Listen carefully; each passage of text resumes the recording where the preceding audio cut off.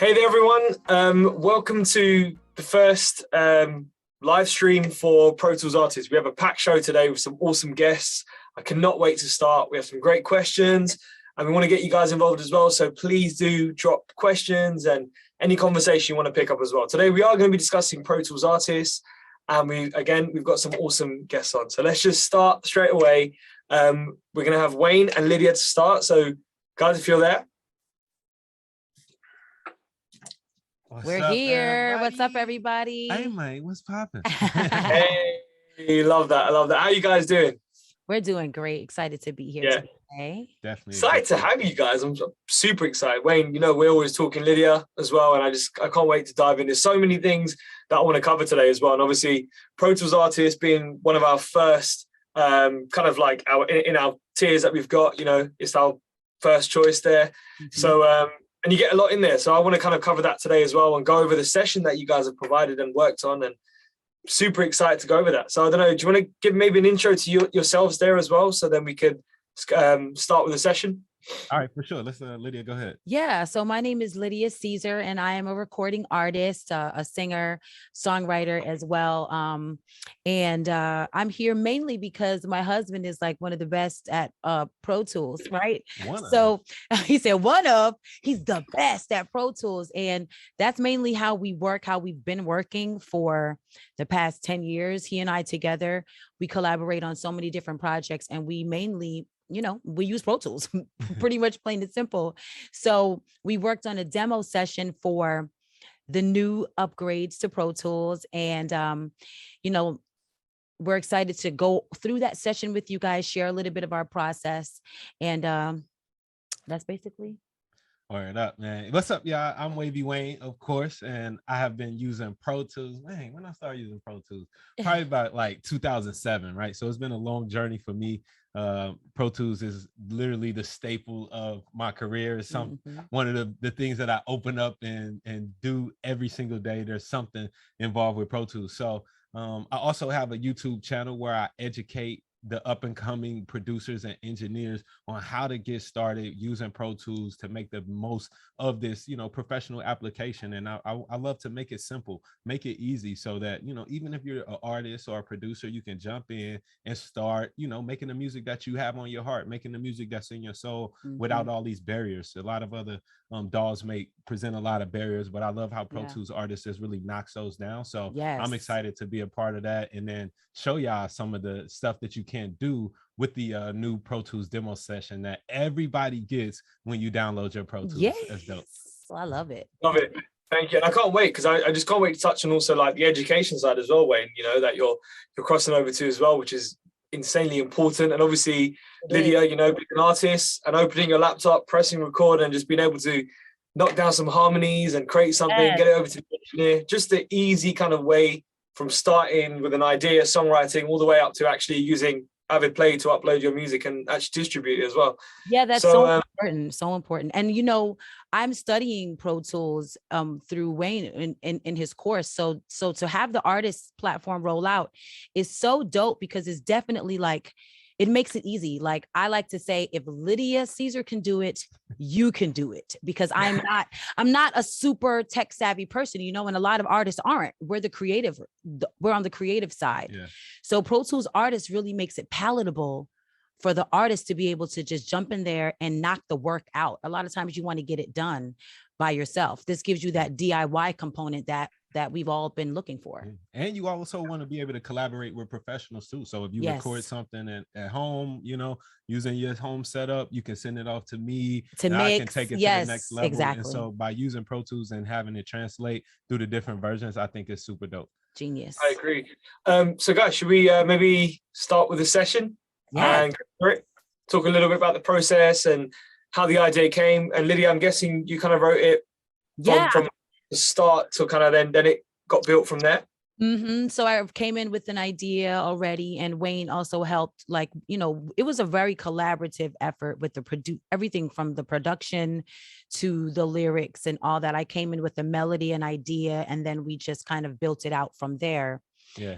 Yeah, this session kind of started off, usually when we start creating, we will, and by the way, this is a look at the actual demo session. So if anybody wants to refer back to this video later, or if you want to follow along now, if you go to your documents folder, go to Pro Tools, you should be able to see a folder that says demo sessions, and you can open this exact session up.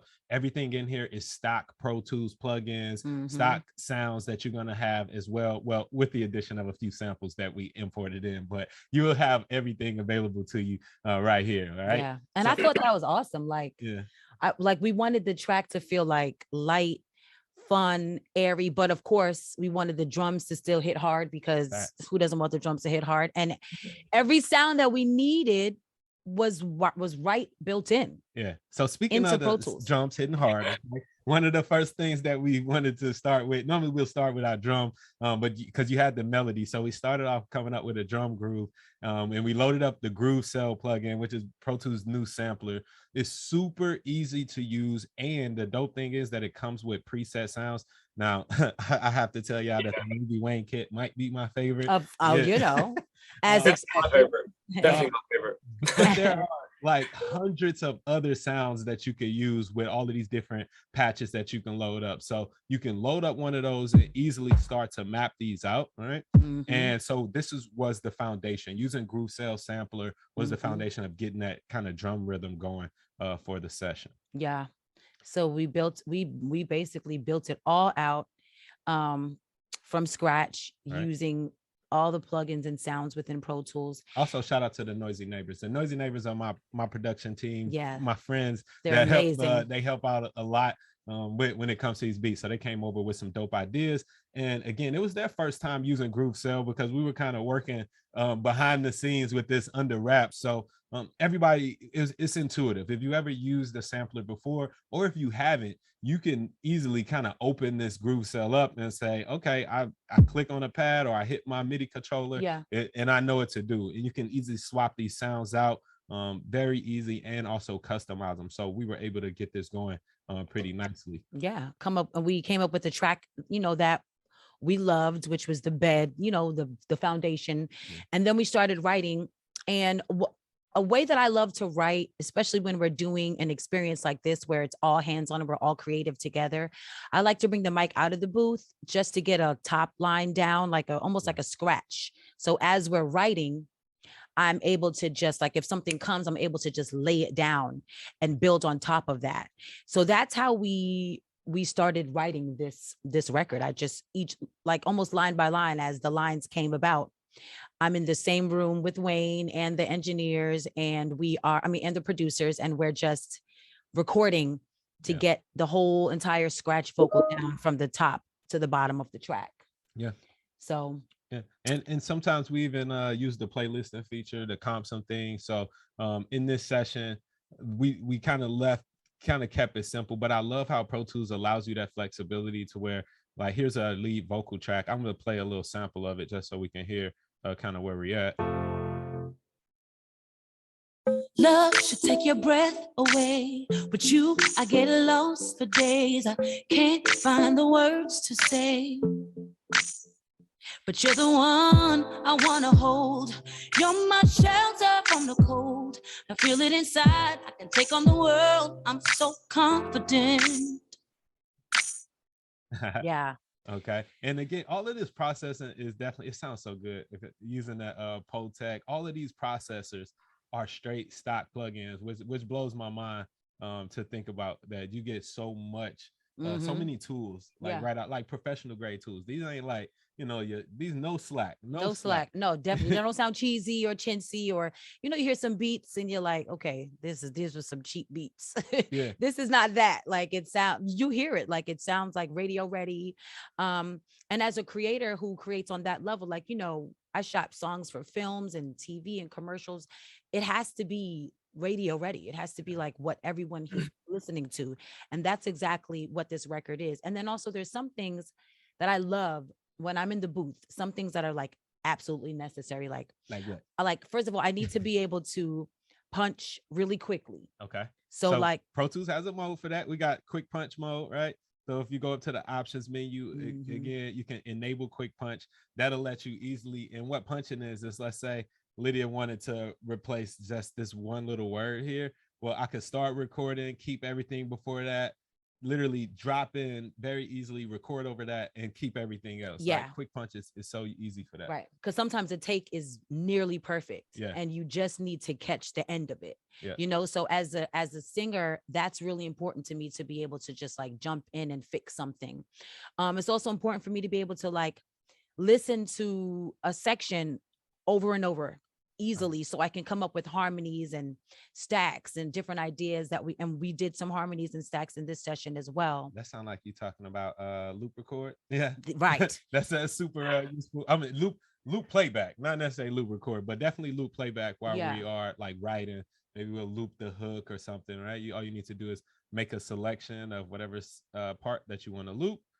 And as long as it's at least half a second, then it will keep going over and over. And these are things that are like really, really like essential as an artist. And then also like just the ability to be able to record immediately. So, I mean, that really comes from a fast engineer, as Wayne would say, an editing ninja, right?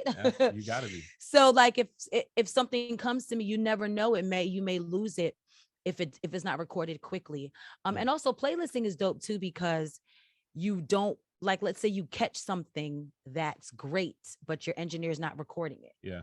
You know, Ooh, you're fired, right? So you may have a moment. So playlisting allows you to just keep it on record. Yeah. Just record everything. So I just want to show the playlisting feature a little bit. So playlisting basically allows you to have multiple takes or multiple different versions of a performance on that same track without having to make so many new tracks. So as an artist that's recorded, it's going to give y'all so much flexibility as you're creating to not worry about getting things perfect the first time, or even being married to what it is that you do, right? So let's say I wanted to experiment. In this case, I could duplicate this playlist and experiment with an edit. I would go over to the nameplate, hit the little drop down arrow here, and I could do a new playlist and that would give me a new one. But in this case, I'm gonna duplicate, right? Because let's say maybe I want to experiment with a different arrangement, right? So I'll just kind of put that on there. And if I want to move this part here and move this section here, it's very easy to do that. And then Lydia comes back in the studio, say, yo, you just ruined my song. What was that? I'll go back to the playlist drop down by clicking right next to the nameplate, and then just go back to the original way it was, and nobody's offended today. Yeah. And for songwriting, that's just so good, right? It is. You have so many ideas. I can only imagine how many ideas you can come up with, and just keep flicking through them and find the one that you actually want to go for.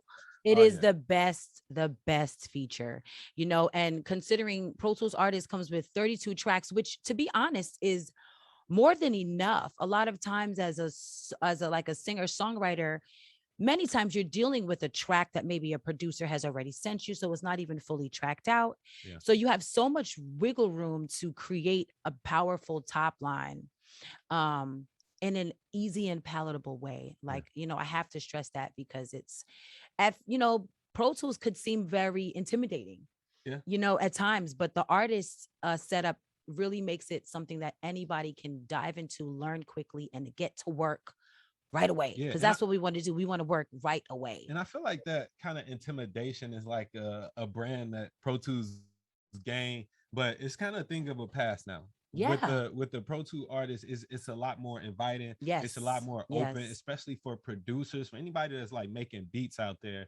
Pro Tools, man, look, let me just show y'all. So we already showed y'all the Groove Cell, right? They have so many other tools that straight out the box you get. I'm gonna open up this folder for my keys, and just to demonstrate, we have a mini grand. This mini grand emulation sounds incredible. I use this one all the time. Expand though, this is absolutely my favorite virtual instrument, and it's been in Pro Tools for years, but a lot of people sleep on this. It's a modular synthesizer, and you can have multiple different parts on it. So I can add 1, 2, 3, 4 different parts, create a brand new sound that nobody's ever heard before. Nice. And even do some crazy stuff with the MIDI. So and look how many sounds are in this thing. Like, this is straight out of the box. I didn't have to buy any additional sound packs. This is with that one low price that you get for the artist, $99 for the whole year. That's crazy. That's absolutely crazy. And you know, it's like, just to encourage the new artists, all of these detailed things, like, you can learn as you're going, right? Out the box, if you want to just get started with recording your vocals, that's going to be super easy for you, which is what that's all we really want at first. Yeah. Like, Just we're wanna so be able to hit excited when we record. get, oh my God, I recorded my voice and it actually sounds great. And then over time, you can learn all the ins and outs and more, get more detailed. Yeah. But the artist package definitely allows you to get started right away. Oh yeah, and there's a bunch of get starting guides too that are included when you first, kind of launch your Right. Pro Tools. I love that section that's included now. And there's just more resources to learn about Pro Tools than any other DAW that I've ever seen. Yeah. Not to Also, no, I was going to say there's so much, right? Exactly, Wayne. And we have awesome people like yourself creating stuff. We're creating stuff. It's just there's so much stuff out there now that we could kind of, reference back to, learn from. I mean, when I was at uni, I wish there was stuff on how to make music, because I'd be a Billboard charting artist, but I didn't know that didn't happen. So all good. Wait, I was going to ask you a few questions. I could kind of just chime in. So we had a question coming from YouTube, which is by Justin Array. Well, it's not actually a question. I just want to say, great job on the Wavy Wayne samples in Groove Cell. Oh, thank you. Can we just maybe show Groove Cell, maybe show your awesome, hey man. Okay. Word up. All right. So inside of Groove Cell, if you haven't checked this out yet, there is a Wavy Wayne kit. So I have customized some of my favorite sounds, my favorite 808s and snare sounds, and some cool samples that you just can't get anywhere else. So man, I know some of y'all, if you ever watch my YouTube channel, you've always wanted to use this in your record. So you have this sample now, royalty free. All you gotta do is shout me out. All right. Amen. Amen. Hey. All right, that's the amen. Amen. Amen. Love it. Come on, man. Come on, man. Ha ha! Woo! Ha ha! I think that's my favorite. Amen. And of course, you could pitch it as well, right? You could start manipulating the sound and do cool stuff with it. Let's see if I pitch me up. Hey, Alvin and the Chipmunks version. All right. And I love this feature also inside of Groove Cell. I like that one. Yeah. Where you can route these outputs, right? So where you can click on this output selector, and this is what we've done in this session, to where we wanted to do some additional processing on the kicks and the snares that are in this mix. So we can route the output of the kick. So I click on that pad and how this one is going to output 2. And this is definitely getting a little bit advanced, but y'all tap in with me. I'm gonna make sure we get all of this going. So this kick track is getting that same input, which allows me to do individual processing. Now, most samplers, honestly, I've never even seen a sampler that allow you this much flexibility, right, to where you can still route individual outputs of each one of your samples and then have that processing capability for each separate sample. So you can feel comfortable using the Groove Cell, creating inside the Groove Cell, and know that you still have complete control over every single sound when it comes down to mix. That's hot. That's hot. Yeah. So Groove Cell, I'm happy about this addition. And I love it. So just on the actual session that you guys provided and you worked on, just going back a little bit, but yeah, no, I love the way that we all kind of planned it and everything, how everything happened, and it all happened on Pro Tools. But from the day that I called you, Wayne, as well, right, and told you, we want to work on this, and then Lydia started laying down the idea and stuff. I just the vocals themselves, did you guys kind of how did you tune them? So someone asked on, I think it was on YouTube, so did you tune the vocals with Melodyne, or was it not tuned? Okay, I used a little bit of Melodyne on those vocals slightly. Lydia is a great singer. She don't never want me to do too much process. Yeah, I mean, I want, I always, as a vocalist, I did use some Melodyne and printed it onto the vocals on there. But that Melodyne was included with my Pro Tools subscription, so it was nice and neat. That's fire. And I think, well, what I was going to say is that as a singer who prides herself in really singing, I always want to sound as natural as possible. But I also do like those, the vocals to be tuned up a little bit, because that is standard, right? Yeah. So you do a great job using the tools that are provided within Pro Tools to get the vocals sounding as natural as possible, but they still sound completely flawless. Yes. Which is amazing. Lydia will let me know if there's anything pitchy at all. Like, Yes, "Excuse or me, that is a 2 cents sharp." right, exactly. Or if it's too toony, I'm like, Yeah. no, roll up some of that.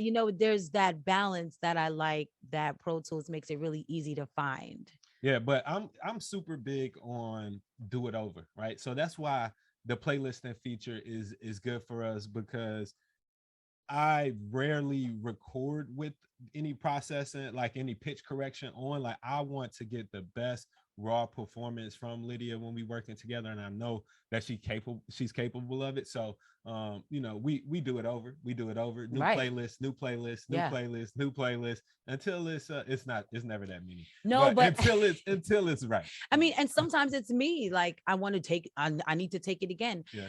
Recording is the one time you have to make it perfect. Mhm. So you might as well invest the time in getting it right. There's so many tools to help you get it right in Pro Tools. So you might as well get it absolutely perfect. You can mess up on stage if you want to. I love that. And Lydia, as an artist, I mean, I know you said you're doing the course now on Wayne's course, right?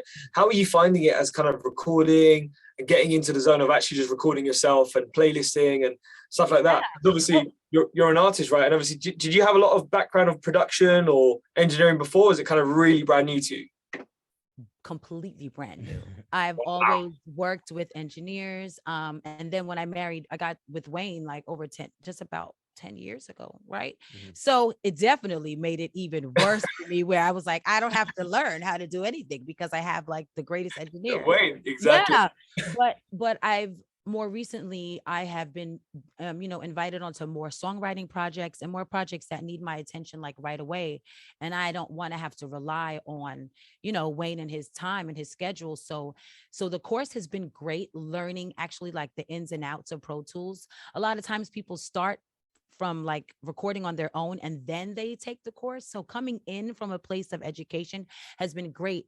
And I mean, it's been a learning experience and process. And like I say, if I can do it, you can do it. Recording yourself is very like freeing. I love the playlisting feature. Yeah. I love that with the new artists, you can like customize shortcuts to make things very fast, make you be able to work faster and easier. Next up is mixing. I have a little bit of ways to go on that. That's next. But for now, I'm definitely enjoying learning how to record myself. Pro Tools has been the head of the industry for so long. And with this new rollout, I feel like you guys have just solidified your position for the next generation, because it's so much easier now than I can imagine it was before, Yeah. So.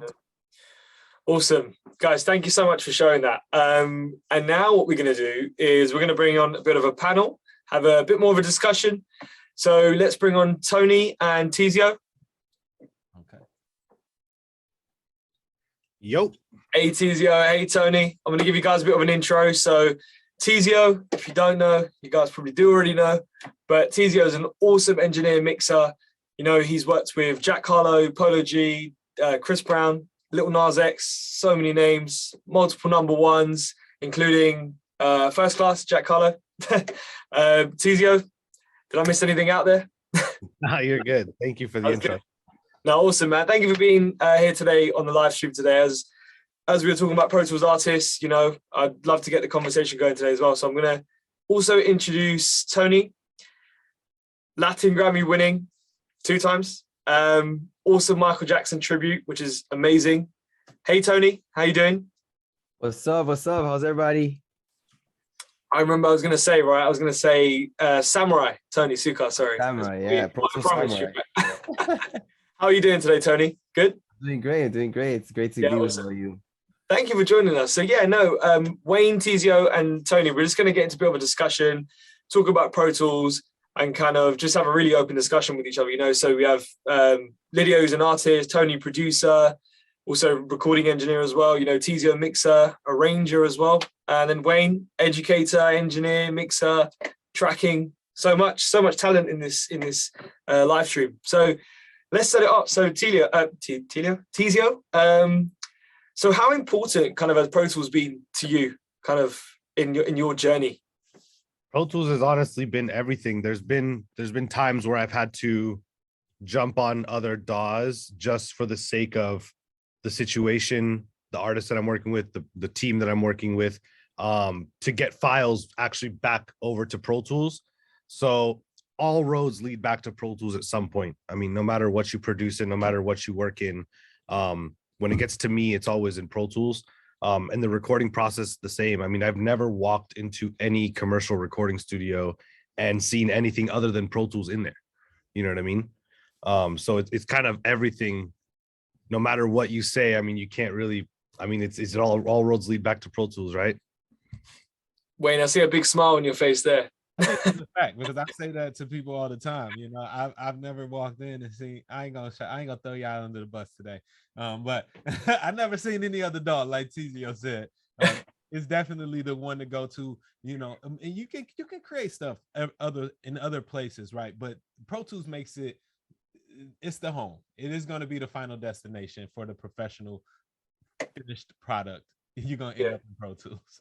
And now, of course, as we've got Pro Tools artists, it makes it 10 times easier because you can literally be an artist, right? Open up the laptop, record, pass it on to the engineer, and then kind of start that process, right? And Pro Tools artists allows you to begin and start creating in Pro Tools. So Tony, I just want to start a little bit on your live recording stuff. Maybe if you can give a little introduction to live recording, you know, as a percussionist as well. And how you record into Pro Tools and how vital Pro Tools is for your workflow. Yeah, well, for me, since I record so many acoustic instruments, I just you know, I've worked with a lot of DAWs out there, you know, for sure. But my process is very using a lot of channels. So my sessions are pretty massive. A standard session of mine will, you know, have like at least 150 tracks and stuff. It gets pretty massive because of all the horns, like brass and percussion and drums and guitars and strings. So I love the way Pro Tools functions in a visual way, where I feel like I have control over everything so quickly, you know. Just the reliability as well. But my process, man, it always starts with rhythm section, and then I just build my way up, you know. I build my way up. I also arrange now in Pro Tools. I used to not arrange before in Pro Tools, so I used to do arrangements in different programs. Sometimes I would just do it in my notation program, and then I would just import the MIDI into Pro Tools, and then I would start recording that way. But now I just program everything because MIDI has come a long way in Pro Tools. I think it's been upping its game in that for sure. Yeah, I think for a long time Pro Tools was more known for its audio capabilities, audio editing, audio mixing. It was just, I mean, it's still the GOAT in that, right? But in terms of the way software synths work, instrumental tracks, and you know, the ability to do everything with MIDI now, it's perfect because now I don't have to leave Pro Tools for anything in terms of my workflow. So it just makes it so easy now. And you know, I would hate to always, you know, one of the most frustrating things for any producer out there, I think, is having to move stuff from different programs, right? That's one of the most time consuming and where you can find the most glitches or just human mistake, human error. So now that you could just start Pro Tools and the Pro Tools, I mean, that's it, you know. It's so much better. And what specific features or kind of like MIDI features do you love that has obviously kind of got you to go from like a notation platform to now just creating in Pro Tools? Well, for me, the ability, like just a general MIDI translation from recording MIDI. MIDI is such an old technology that I always found it to be very glitchy, you know, especially when it comes to if you're not quantizing MIDI, right? Because most of the time people quantize MIDI because of popular music and stuff. But in the genres that I'm in, which is more like Latin tropical or Latin jazz, you don't want to really quantize much. And but you also have like the ability to quantize either very little or a lot or swing, you know. So one of the main things that I like is the the transpose window and like just hitting option 0 on your Mac keyboard, and then having everything just there, velocity, being able to go ahead and change individually what you the MIDI keyboard, for example, the sustain pedals and stuff like that. One of the I think the main things that I found to be an upgrade is that I always had trouble with the MIDI pedal, with the keyboard pedal, recording and punching in, punching out. So now I think, Pro Tools has thought of like everything in terms of just making everything work better. So I find it less glitchy, and again, buffer was always a strange thing for me too. I mean, we've all been there where it's just like, why is this like latency? Where's it coming from? But every time I upgrade Pro Tools, I feel like I find less issues. There's always going to be issues coming up with every DAW. It's just the way it is, right? But I find like I don't know, man, that the programmers have done such a great job really focusing on making everything less glitchy, man. So I just find myself working more and less troubleshooting more and more every time. Love that. Awesome. Thank you, Tony. I'm going to open up a bit of a question to the engineers here now as well. So kind of what specific stock plugins do you guys kind of love? I know a lot of people use lo-fi on 808s and stuff, but is there anything specifically? I see Wayne nodding there as well. Teezio, maybe we'll start with you. What is kind of your favorite stock plugin, and what do you kind of love using when it comes to the stock plugins? I definitely love using the lo-fi on my bass for sure. That's an automatic. I'm just looking through here to see if there's anything crazy. SansAmp I'll use a lot when I'm trying to do a certain type of saturation. I play with stuff. I might try one plugin and I'll try SansAmp, and that kind of works. Another one is the Reverb. A lot of times I'm doing like a reverse reverb, and I might use the Reverb to do it. I kind of learned to do the reverse reverb more of an old school way, where you take the vocal, you chop it down, and then you'd reverse it, and then you'd highlight, you create the reverb, and then you'd re-reverse that reverb and then tuck it in. That's kind of how I learned it, and that's how I do it. And a lot of times Reverb is just that quick go-to. And then on top of that, I'll put EQs and delays and stuff like that, and some imaging and stuff like that to make it sound wider. But yeah, so Reverb and lo-fi are probably the most that I use out of the Pro Tools stuff, the Avid stuff. Awesome. And Wayne? Yeah, so I definitely use lo-fi. I'm always using Reverb. Like, honestly, I think Reverb is a great reverb plugin. I always put my extra sauce on it, but like kind of like 50% of the time when I'm putting a reverb on a mix, my secret sauce is going to be Reverb with a little sauce on it after that. But I definitely use Reverb in the mixes. The BF76 is a great 1176 style plugin, so I think that's super clutch and clean. The regular Don 3 compressor limiter is always, it's a staple that I've been using for 10 years plus, and I can't find any reason to stop using that one. But let's see what else kind of creative stuff. Maxim is always good too as a limiter. Oh yeah. And the Impact. I've recently been playing around with the Impact bus compressor in Pro Tools, and that has been giving me I've been pleasantly surprised with that too. So I love that they're, besides the Expand 2 that I talked about earlier, like the virtual instrument, I think that's dope to be a stock plug-in too. But yeah, I think Impact is probably the one that I'm like the newest one on my radar that I'm like most excited about. Yeah, I think Expand like is so powerful. Again, as you were showing, like you create your own sounds, save them as patches, and then go from there. But I've done so much research before, and I've seen like insane tracks that I would never think, but they've been created on Expand, and the sound, and it's just like wow, that's so unique to that person or that producer, which is awesome. Just wanted to touch on your guys' process of actually recording, creating, and mixing stuff as well. Now, templates. How important are templates in Pro Tools? Maybe Teezio, we can start with you. When you're working with someone like, big as Jack Harlow and then Chris Brown, Lil Nas X, would you kind of have the same template that you'd start with for all of them? Or would you have one specifically for each artist, or no template?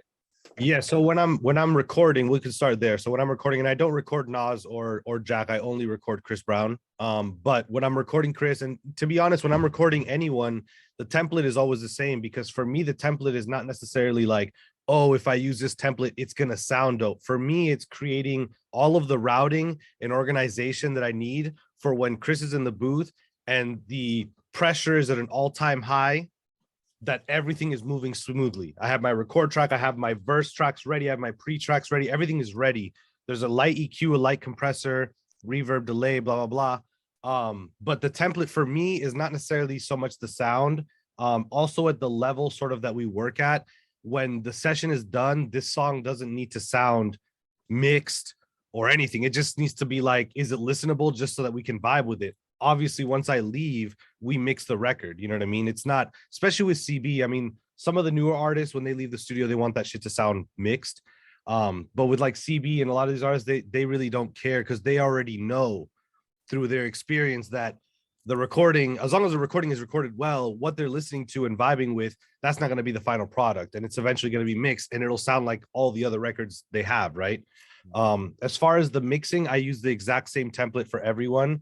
Again, the mixing is just a routing for everything, to route to my summing mixer, from the summing mixer back, then to my DW Fern EQ, then back, then print into the mat. All that stuff has to be pre-done, because that's a 20-30 minute process. If every time I create a mix, I'm creating that on the spot. I'm creating the verse auxes, the lead auxes, whatever it is, the reverbs, the delays, the routing to go out of Pro Tools back in. That's a process, and I can do it. But why do it over and over and waste all that time, right? Especially with the amount of records that I have to mix. It's like I may have to mix 3 or 4 songs in a day, and I don't have time, to set up the same exact template over and over. But it's definitely always the same template. What I'm doing is different, is the mix, right? What I'm creating, and I'm adding things as I go. I may need this on one session and that on another session. You know what I mean? So the templates are always the same. For the recording, the only thing I say could change is, sometimes I'll work with a rapper who doesn't want as much reverb as I have on Chris when he's recording. And that's as easy as me just pulling down the reverb send, or just the reverb bus down and the delay bus. A lot of artists, especially rappers, they don't want to hear quarter note delay flying with reverb as much as someone like Chris would, where he's singing. You know what I mean? So it's really, and that I make that easy for myself. Oh, you don't want any delay? I could just mute the delay bus and that's it. It's done.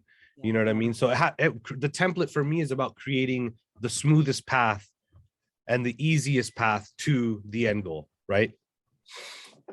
Yeah. I feel the same way as Teezio, to where it's really about the setup, right? I think of Pro Tools a lot of times it's a blank template, it's a blank canvas.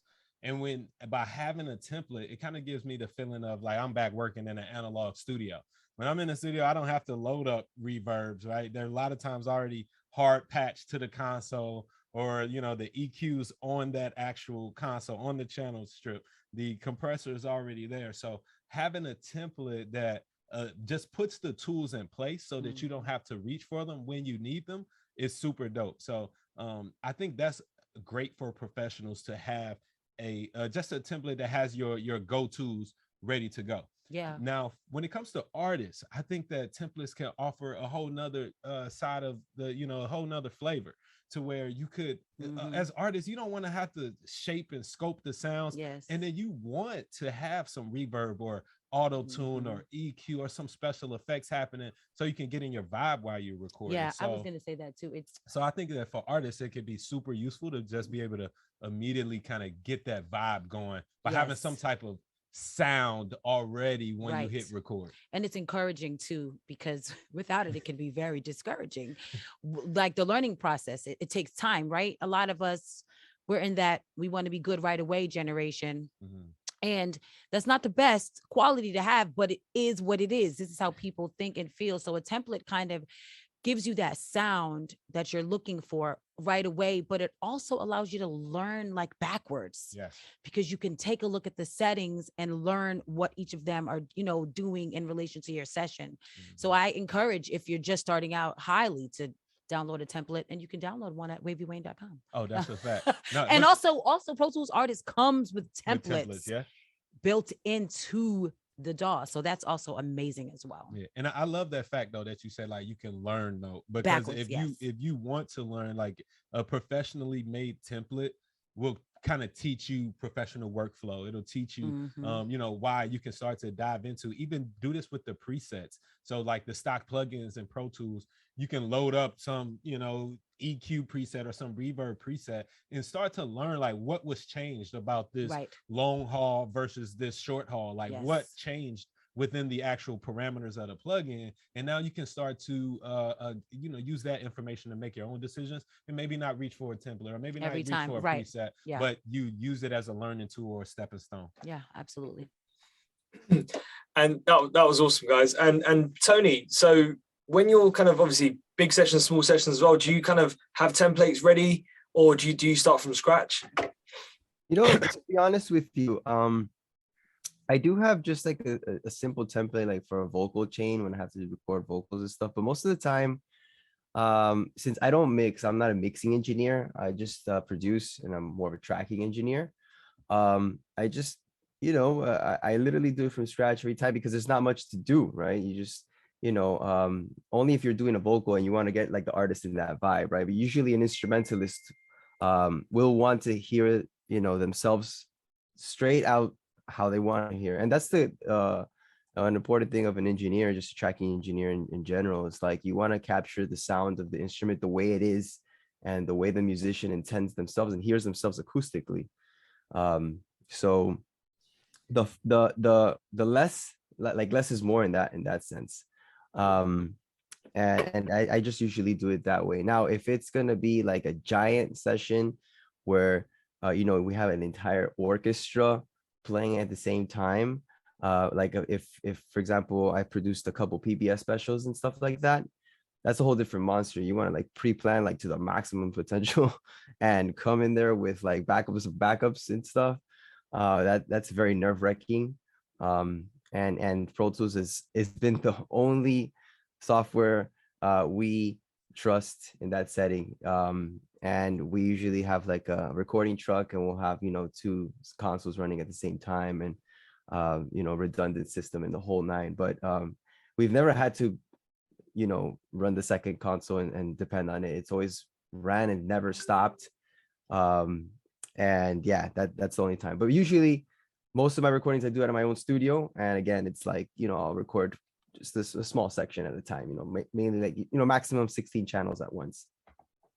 Nice. And I have a question which I'm going to put to all you guys as well, but I'm going to start with Tony.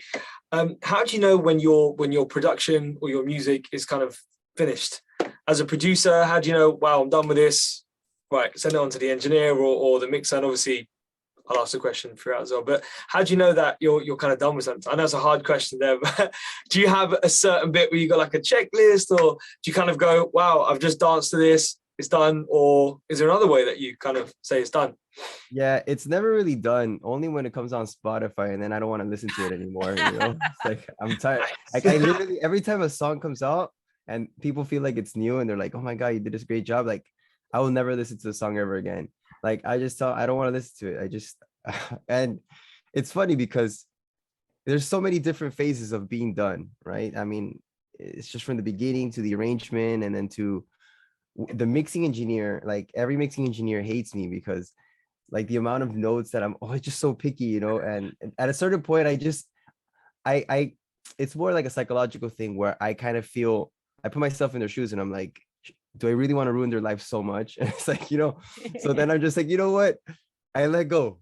And I just like, the deadline is coming, and, you know, it's hard. It's really difficult to know that moment, because for us, I think we're always paying attention to so many details, that there's just so many details that will never be to the point where you're like satisfied, because always something's going to come up. Your ear just works that way. And then your ear starts playing mind tricks on you too, because you're so like fatigued that you don't even know. So it's always good to understand what the objective is with the record, and moving on to the next thing, because music these days it's consumed so quickly that it's just so difficult that people are going to really understand what, you know, those little small little details are in every little song that they listen to. So I'm starting to understand more of the marketing game, you know, and what that means, and to start seeing the effects of music and what it actually truly translates to the general public, because we have to make music for the general public. We don't make music for other engineers and for other musicians. I mean, yeah, we are part of the academy and we always want to like push forward and impress our colleagues and push the bar for all of us, right? Because it keeps challenging us. However, we have to put it on a balance, you know, so everything is a balance. And yeah, to answer your question, it's such a difficult thing because I always find myself in a tug of war with myself, you know, and it's just a challenge for me personally to always just say, you know, release it already, you know, type of thing. Yeah, I can relate to that completely. Yeah. You know, I a lot of times I try to just go on how I feel. How does it make me feel? Do I feel warm and fuzzy? If when I'm listening to it, do I feel like something jumps out at me that's awkward? If that's the case, then it needs fixing. But if it, you know, Wayne says if it feels good, it is good. And I agree with that. I mean, there's sometimes I'll listen to songs and be like, oh my gosh, I should have said this word instead of that word. That's natural, I think, as an artist. But, you know, I like what Tony said, that you have to just let things go. Yeah. You know, you have to it's like a child. You raise it. Once it gets to a certain stage, you got to just let it go into the world to do what it's going to do, you know? So like an argument, like you always think of a good comeback after later the argument on, is done. You're like, damn, I should have said, I knew I should have said that. Right. Yeah, exactly. But a lot of times I know the mix is done whenever Lydia tell me it's done. If I'm working on her mix. Yes. But she also puts things into perspective for me, and listening to, you know, the client or the artist can help you to realize the finalization of a product a lot faster, especially because if I'm working on your project, I want you to make sure that it feels right. And like now I can nitpick and tweak all day, but a lot of times Lydia will listen to the rough and be like, yo, I don't know what you need to do to this, like what is done. And so like I want to kind of try to make sure I don't go too crazy on mixing and take that essence away, because it's happened before to where she's like, I don't know, but the rough mix was fine. We could have put that out. And you know, and I spent 12 hours working on something and then she hates it. Yeah, because artists fall in love with, I call it demoitis. Yeah. You know, if the mix is good, if the rough mix is good, as an artist, there's so many elements that you fall in love with. So it's usually not too far off from that place to get it to where the artist will be happy. Demoitis, that's a new one. I'm definitely keeping that. So Teezio, how about yourself? How do you know when something's done? Obviously, there's a lot of deadlines, as we were saying as well, but how do you know when something is done? Teezio, you're going to send it off and that's it. Goodbye to that. So when it's really done is when the approvals come in from the label. That's when it's really done. But the main, I think for me, like I've tried to adopt a non-overthinking type of way of mixing where I don't feel like I need to change every little thing and show like, oh, this is mixed now. Like it's more about, for me, I follow the demo, especially when I'm working with some of these higher caliber artists that have producers that are taking the vocals after their mix and they're doing their quote unquote rough mix and adding production and taking things away and stuff like that. By the time I get it, the way that demo sounds is in the lane of how everyone wants it to sound, right? So when I'm approaching the mix, I'm not necessarily jumping in without a roadmap, because the roadmap is there, right? The demo is there. And B, I'm very aware of demoitis, as you guys were saying. Every artist has it. A lot of times it's difficult to try to finish a mix because their demoitis is like, nah, but the rough, this. So I always try to figure out what's going on with the rough for them to then get it to that place. For me, when I think it's done is when I've reached past the rough. So I think it sounds way better than the rough. It's louder, clearer, brighter, punchier, whatever it may be, better than the rough. Once it's gotten to that point, I feel like, okay, I'm almost there. And then I'm just doing these long brush strokes where I'm playing from the top and I'm fixing these last things that are left. And then once I'm like, okay, the mix is pretty much good. Any more would be overthinking. Any more would just be doing too much. Like a lot of times you're trying to nitpick at every single frequency to the point where sometimes you just kill the vocal, right? You've notched so many times and you've taken out so much bad stuff that nothing's left. It sounds totally different than what they had given you. And that's kind of one of those things that I let go of a long time ago is trying to overdo things. You know, I'm a very like, I don't overthink about anything. If I feel it's done, I'm not gonna force it or over push it. Once I hear it in the car and nothing sticks out to me, that's when I send it off to the client. And from there, I'm not done, because the client's gonna hear it. Every now and then I get the, oh, it's perfect, I don't want to make any changes, which is fun, right? But a lot of times there's changes, and it's not always a mix change. It might be the producer saying, hey, there's a hi-hat that's not supposed to be there. Okay, cool. So I make the change, I send it to him. And then the other guy hears it and he's like, hey, there was this delay that they recorded when they first did the demo that's not in the song anymore, and it's not in your demo. Can we get that delay? Here's the original demo. So now I'm going back and I'm matching the song for the original. So a lot of these notes aren't necessarily mixed notes all the time. They're just issues that need to be fixed. It's a missing vocal. It's a vocal that's not supposed to be there. The other day I sent off a mix and they're like, we love the mix, but there's these two harmonies that aren't supposed to be there. Can you mute them? You know what I mean? So a lot of times, to answer your question, when is the mix done? Who knows, right? When it comes out, I guess. Right. Exactly. Because it's all subjective, right? Everything is subjective. I mean, like, I could do what I think is a perfect mix, and then someone else can be like, that's ass. You know what I mean? It's all subjective. Yeah. So but that's why it's tricky sometimes with mixing, or just with art in general. What one person thinks is perfect is not perfect to someone else. So it's all about who you're dealing with, right? Exactly.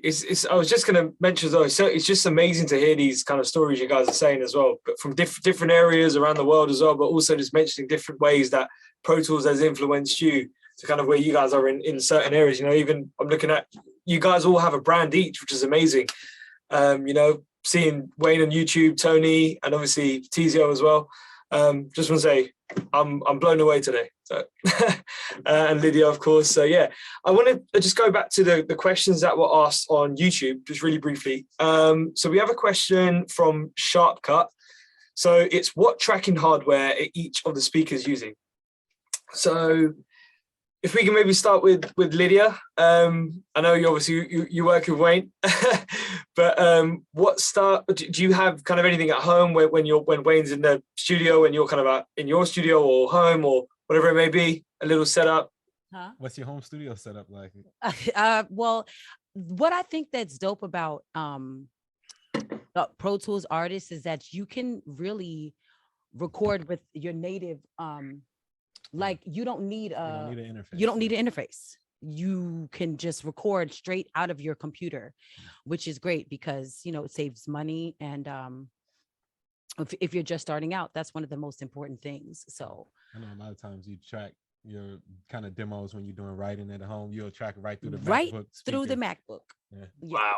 Yeah. Mm-hmm. So that's our setup. Let's see. She got Pro Tools and a MacBook. Yeah.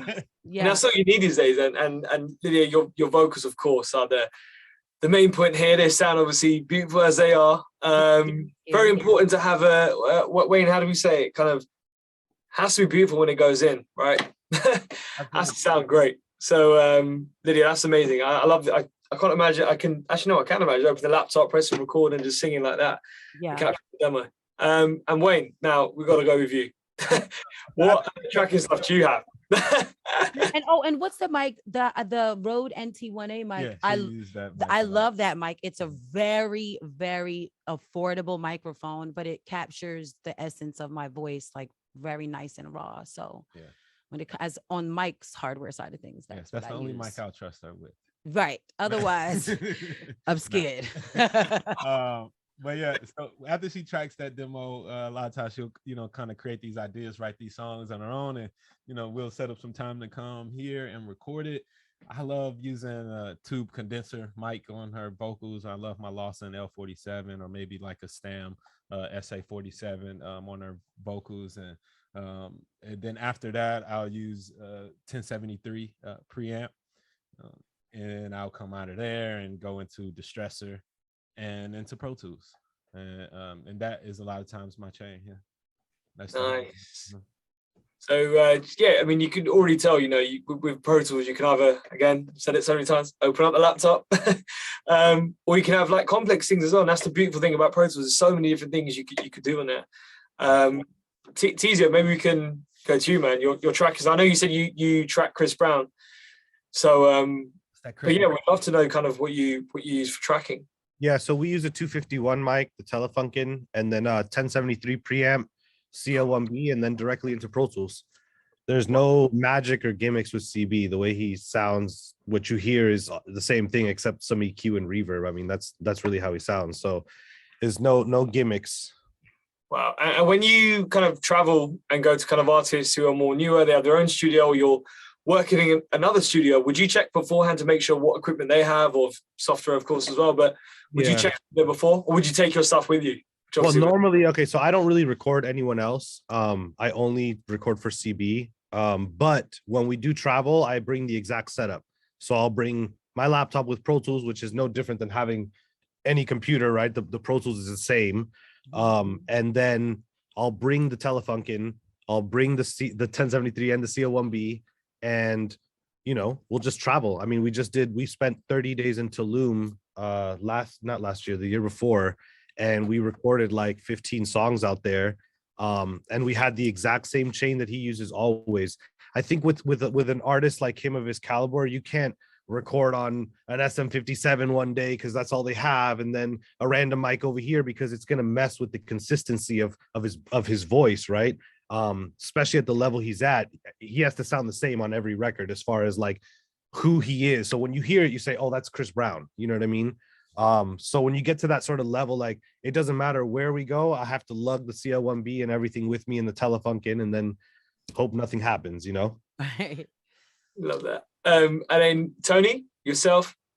Yeah, well, I'm running an HDX system in my studio in terms of interface, and I have for vocals, I have all sorts of mics. You have more standard one is the Neumann U87, and then I run it through a 1073 as well, and LA2A for slight compression. That's sort of my vocal chain. But there's an awesome mic from a company named Lewitt. I'm not sure if you're familiar with Lewitt. They created a mic, man. Do I have the box? Yeah, that's what I'm using now. Is it a Swiss company? I think Swiss. Austria. Yeah, that's it. Yeah. Beautiful mic. Their most recent mic. It's the 1040. It's like a super awesome mic, man. Like I'm really impressed because it's a mic that has the power supply is like a control system, so you can dial in how much of the tube you want to use or going to FET. You can also distort the signal if you want right off the bag as well, if you wanted to for a particular sound. It just has a whole mess of, like, it's just basically like a chameleon almost. Like you can really make it sound like many different mics into this just one system that they have. I just got it recently, so I've been using it little by little, because whenever I get new gear, I'm always like a little like nervous about it. I can't use it like on my best sessions, because you want to go to what what always works. But on my like creative sessions, just on my own and stuff, I've been using it, and it's quite impressive. So I suggest people check that one out, the Lewitt microphones, man. They're amazing. Was that a 1040, did you say, Tony? 1040, yeah. It's brand new, man. It's crazy, bro. Wow, nice. Cool. So I'm gonna go back to you, Tony. Start with you this time. We've got a question from YouTube from Concello, I think it is. What storage amount and RAM do you have on your machine? Okay, so do you have multiple machines you work on? Do you have like Studio A, Studio B, or is it kind of just one? Yeah, so I have the Studio A. Well, I'll talk to Studio B, which is this room that I'm in right now. I have a MacBook Pro, 32 gigabyte RAM, 2.4 in the 8-core Intel like i9 processor, and my storage on my computer, if I'm not mistaken, is 2 terabytes. But I run everything off my external drives. I use this OWC SSD drives, Thunderbolt 3 drives. They're amazing. Like they run super fast and extremely reliable. So I recommend OWC for hard drives to run sessions off. Like never use like your internal memory, and then always back everything up to the maximum, like 2-3 backups of everything.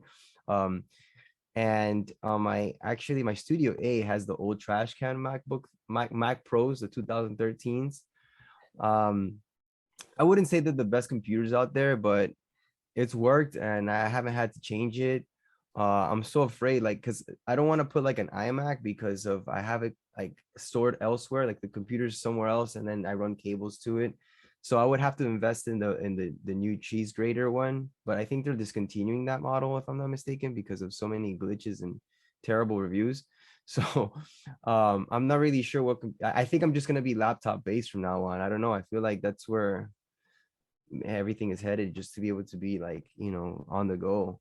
And like for example, right now my whole setup here in my studio is running off an OWC Thunderbolt 3 dock. So I have like 3 external screens right now, plus my interface. Let me see if I can. I can't really because my camera's attached, but it's a pretty cool setup, man. It's just one cable, bro, and all my hard drives are connected. My interface, my 3 screens, everything. It's pretty dope. That's amazing, Tony. Love that. Thank you so much. Maybe we can go with Teezio. Yes, Do you have a sir. laptop and a kind of desktop, or do you stick to just one or the other?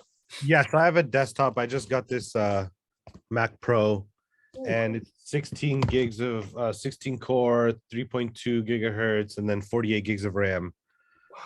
I just got this. I was using a Hackintosh from Bryson before, and then I burn through computers. Like every year or two, I have to get a new computer just because it just starts getting burnt out. You know, I don't leave it on all night, but it's on at least 12 hours a day or more working. So, and if I'm not sitting in the chair, my assistant is in the chair making stems, prepping sessions. So it's always in constant use. Nice. Wow. That's every year. That's crazy, man. That one will last you longer. Hopefully it lasts me longer because it was a lot more expensive than the Hackintosh line. Wow. Maybe Lydia, we can go with you next. Do you have like maybe your laptop? Yeah, I used Wayne got me last year for Christmas a new MacBook with the what is it? It has M1. like with the M1 chip. I think it's like 16 gigs. But it's super fast, especially for like the simple recording that I do.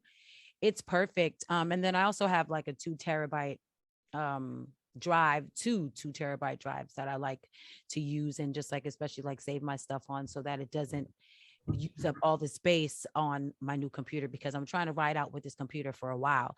I'm the type who would literally just save and store on the computer, and next thing you know, the computer don't work no more, and I'm trying to be better at that.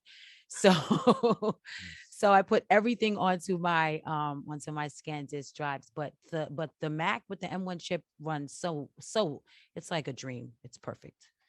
I wouldn't know because I don't have one of those. Well, I'm looking for it because I have a desktop in the studio here. I'm using a 2013 trash can as well, the Mac Pro trash can, and that one it's a beast. I think it's like 64 gigs of RAM on there. It has a 16 core processor. Or no, this one is a 12 core processor on it, and I just recently put like 2 gigs of SSD storage in there. So that one is it's cool. I love it. It is a 2013. It's almost 10 years old for a computer, but kind of like Teezio was saying, like that. I mean, Tony, it's giving me zero problems. Pro Tools runs like flawlessly on it, and I just know every time it's gonna be clutch. Now, right, I also, you know, when I'm traveling, use my MacBook Pro. This is a 2019 MacBook Pro with it's a Core i9, 64 gigs of RAM, and it's got like 8 gig video card because I do a lot of video editing on this joint. Yeah. Nice. So cheers, guys. Thank you so much. Hope that answers Cancelo's question there. And I've got a question actually. So we'll start wrapping up soon. A few more questions I'm gonna kind of just swing in. As someone who's new, you know, we've just introduced a new product, Pro Tools artist. Why would you encourage someone who wants to get into the music industry, to the audio industry, you know, as a YouTuber influencer in audio? There's so much working on hit records, a producer. Why would you encourage someone to start with Pro Tools artists?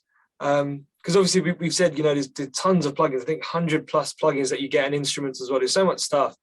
But maybe we can start with Teezio first.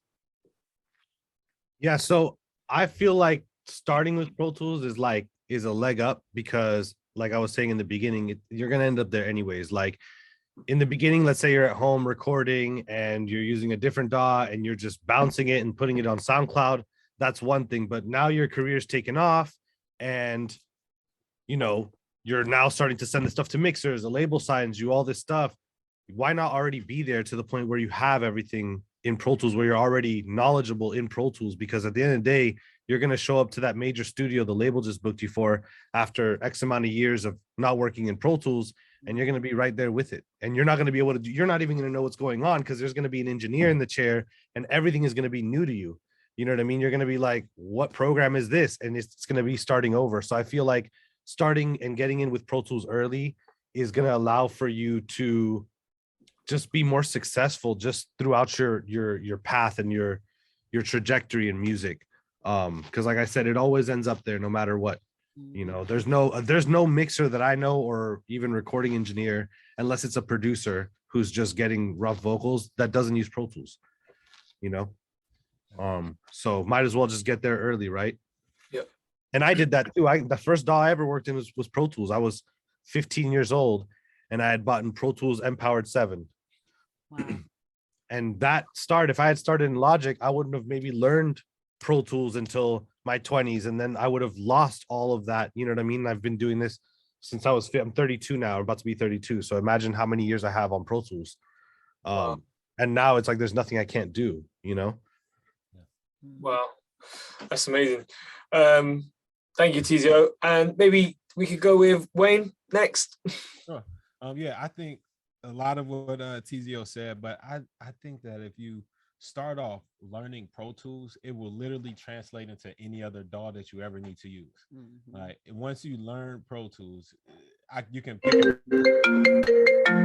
or whatever it is, right? You can pick up any other DAW and get going. Not only that, there's actually so much information out here about how to use Pro Tools. There's so many resources. You know, like my whole channel is pretty much dedicated to teaching artists and producers how to use Pro Tools. And also don't forget the professional certification programs that you can actually get into once you maybe start off with Pro Tools artists and you decide, hey, you know, I want to make a career out of this. So you can, you know, get a certification class and start and keep going up and learn as much about Pro Tools as you want to. So I think that other DAWs kind of lack in that educational department where Pro Tools really shines. Mhm. And Lydia, as an artist? Yeah, for sure. I mean, you know, just to mirror Teezio and Wayne, why would you not want to start with the leader in the industry? It just is what it is. You know, this is something that is going to help your career because literally translates to every studio that you go to, every engineer that you're going to work with. So it just makes sense to start off, especially since the new rollout has just happened with the artist platform. You're going to get so much for $100 a month. As an artist, you spend $100 on an outfit for one show. Okay. $100 for a whole entire year of, you know, you get so many plugins and so there's so many avenues and ways for you to learn and, you know, get to the next level as a person who's recording themselves. So I just think it makes the most sense to go with what's leading. And like Wayne said too, a lot of people's reason for not using Pro Tools is because, oh, it's hard or whatever the case may be. Why would you not start where there's a challenge, especially since they've made it easier for you? So then from there on, you can learn the other DAWs if you need to. So to me, it just makes the most sense to go with the leader in the game, which is Pro Tools. Yeah. Yo, and I just want to add too, like I kind of think about it. I did like if I'm starting a team, right? I'm thinking about, you know, what DAW I want to use, would I go with LeBron, you know, who's like Pro Tools?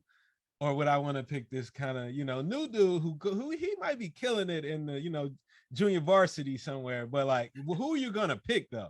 You know, are you going to pick the proven, or are you going to pick this newcomer that maybe do something one day? That's kind of how I'm seeing it. Yeah. No. I like that. Smart. Yeah. Nice. I love that, Wayne, that last bit there. Tony? That was a great comparison. That was funny. Love Against no offense to anybody on JV, you know. Right. All the JV dogs out there. They're trying their best, you know what I mean? Yes. You know. No, I agree. I think they really said it all.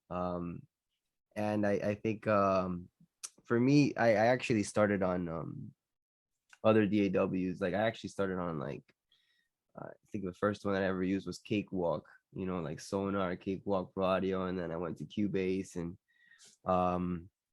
then Digital Performer until I could afford Pro Tools, right? That was like the other thing is like because back then you didn't have the Pro Tools artists. There was no entry level or anything. It was a big investment. So I think this move that you guys are doing is so important because there's so many people that you know have been wanting to get into Pro Tools, but there's been one challenge is the economical challenge, especially for the countries that like Latin, you know, I'm Peruvian, you know, so a lot of my Latin American colleagues and you know, the music industry is tough everywhere. I mean, here in the US it's tough. Imagine in all those other countries where productions cost so little money, right? So Pro Tools costs the same here than it costs the same in Peru, right? So by you having this new Pro Tools artist is I think it's a game changer. It's gonna allow a lot of people to work in the right DAW now. And I think a lot of those other DAWs have come out because the necessity of just, you know, not being able to, you know, it's fulfilling a market that was there, you know? And so I think you guys made the right move. Yeah. And I'm excited because I'm going to see, I think a lot of new producers out there. We're going to see a lot of the students doing great things, and they're going to come with other mentality, and, you know, music is constantly changing. So I think a lot of the things that are going to be probably inspired by all this new generation, you know, we're going to see it reflected on future versions of Pro Tools because they're always coming up with new ideas, and there's going to be a lot of things that issues that are going to come up that are going to be solved by the new wave of users. You know, this is going to bring a whole new wave of users, and that's exciting to me. Yeah. Awesome. Love that. We're very well said, guys. Thank you so much. We'll probably got time for maybe one more, then we can start wrapping up. Just a really brief one. What's your top 5 must-haves for every studio session? We'll go with Teezio first.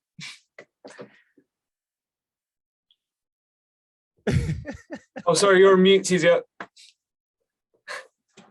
You could probably read my lips though. I said Pro Tools. So we can start with Pro Tools. And then do we have the mic already, or are we listing off things that we need to record? We could. Because if not, the hand's gonna fill up. We need the microphone, we need the preamp, we need the compressor. Okay, no. We need Pro Tools. We need the vibe.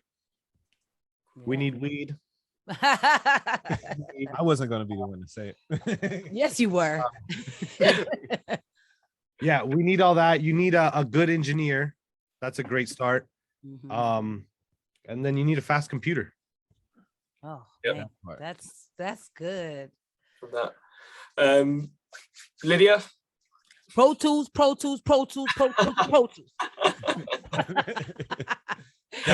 Done. Drops mic. No, but you know, for sure, definitely need Pro Tools. For sure, should be first for everybody. A good mic, you know, something that it's going to help you sound great and feel confident. You need confidence. Yeah. You need confidence. If you're going to take on this beast of like art and this art form of recording and putting music out there, you need confidence. Confidence is going to go a long way. I've seen confidence make people with little talent seem very talented, and I've seen lack of confidence make great artists seem like not as good. So confidence is really important. Something to set the vibe. So like, you know, weed, or, you know, maybe a cocktail if that's your thing, or some kind of mood lighting. I think that that's really important. And I think a good this like almost what Teezio said, a good engineer artist dynamic, right? If you're an artist recording yourself, that's built in, it's innate, it's just you and you. So, and that's awesome too, because I find I'm more free when I'm recording alone, because it doesn't matter. I could always, if it sounds bad, I could just do it over. When you're with somebody who you're not comfortable with, you may hold back. So like Wayne and I have a great artist engineer dynamic. I'm sure Teezio and Chris have that. They've been working together for a long time. That is so important. And that's why when artists find somebody that they have that vibe with, they stay with them forever, because it's, you know, it's like almost like a marriage, and ours is literally both. So yeah, I think that was 5. All right, cool. I guess I'll jump in after that. Let's see, my 5 things would definitely be some type of caffeine. Let me see if I gotta have some caffeine. You gotta have the coffee. Yeah, you gotta have the coffee. Is that black coffee, Wayne? I have to ask. It's actually green tea. Oh, I switch between a black coffee and green tea depending on the type of day that I'm having. So definitely some caffeine, some ambient lighting, right? Yeah. It can't be too bright. Right. We need some talent though. I think that's one thing that really helps the creativity, is like if you have a good artist that you're working with, as professional engineers who do this for dollars. Sometimes you're not always working on projects that you're excited about, or working with clients that bring you, you know, some inspiration. So having that is kind of a must for me. So if you're in a situation where you can pick and choose your clientele based on, you know, what kind of vibe and energy they bring, I think that's amazing. But you don't always have that choice. But I think that's something key. Some good isolating headphones, like the Wavy One headphones that I'm using right now, that attenuate 33.4 dB of sound both ways, right? So we're not going to have microphone bleed. We'll always be able to hear each other and hear what's coming through the headphones. I think that's good. These are also available at wavywayne.com. And a work, just like Lydia said too, I think a relationship with whoever's in there, like a vibe. You have to be able to communicate with whoever you're working with, and have that feeling of freedom to experiment, to create without judgment. So definitely a judgment-free zone is also necessary. Yeah. Love that. Love the headphones as well, Wayne. I still need a pair, of course. Need a pair of those. I will. I'm actually my panelists. I'm giving gifts to everybody on the panel, so I'll get y'all shipping addresses. And then Tony, we can go with your top 5 must-have things in the studio. Yeah, I mean, you guys kind of pinpointed a lot of them already, but if I had to put in another 2 cents for things, it's like if we're recording, you know, you have to have a good room. I always say, like, you can have the best mics, the best gears, preamps, everything could be perfect, bro, but if your room is not a good sounding room and you're going to record any type of instrument or even a vocal, even, like, it's just it'll be terrible. And it's happened before, actually, where and that's very important. Like, use your ears, like, make sure you don't forget your ears, because like a lot of people always these days, it enters through the eyes, so they'll be impressed by, you know, amazing lights or like screens and gear and speakers and all this. And there was one studio that I went to in Peru, actually. I was doing a production over there, and everything it looked crazy, you know, and the walls were like marble and it was amazing. But we started recording and I was in the control room, man, and it just didn't sound the way it needed to sound. And I was like, there's something wrong here. Like, there's just something off. And, you know, the engineer is one of the best out there, and comes to see is like, they're like, oh no, but you know, we're missing a couple panels and we're not finished with the studio yet. And I was like, why did you open your studio already if it's not ready to record, you know? So I had to stop the recording, and we went to another studio that was just like, it didn't look as good, but it sounded amazing, you know? So it's very important to not lose the focus of your ears will never lie to you, right? So I think, like, I'm really all about the sound, and then comes all the other stuff, right? Yeah, I mean, having that as your focus always. I worked with Bruce Swedien before he passed away a couple times, and that's one of the things that I learned from him, you know, being so old school. Like, he's all about listening. and being patient. So don't forget your patience. Like, like you can't rush through these things. You can't rush through making music. Make sure you have enough time to not feel like you're pressured, right? So those are things that are just super important to me, that are always on my mind whenever I book a session or I'm doing anything. It's like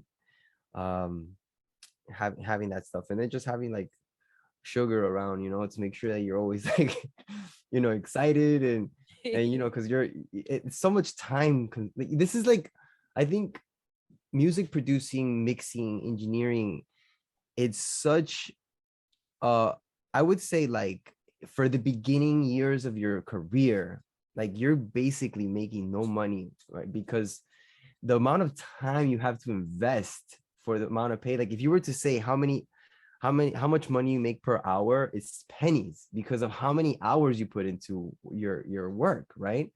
Until you already find out how to, everything sort of works, and then you're up in the game, and you're able to make proper profit, right? But in the beginning, it's this career is meant for the people that have extreme passion. Like, that's 100%. Like, you can't be in this if you're focused on anything else but just what music really makes you feel. Yeah. Because at a certain point, you're going to be frustrated, and you're going to want to get into real estate or whatever, make real money, right? But that's true.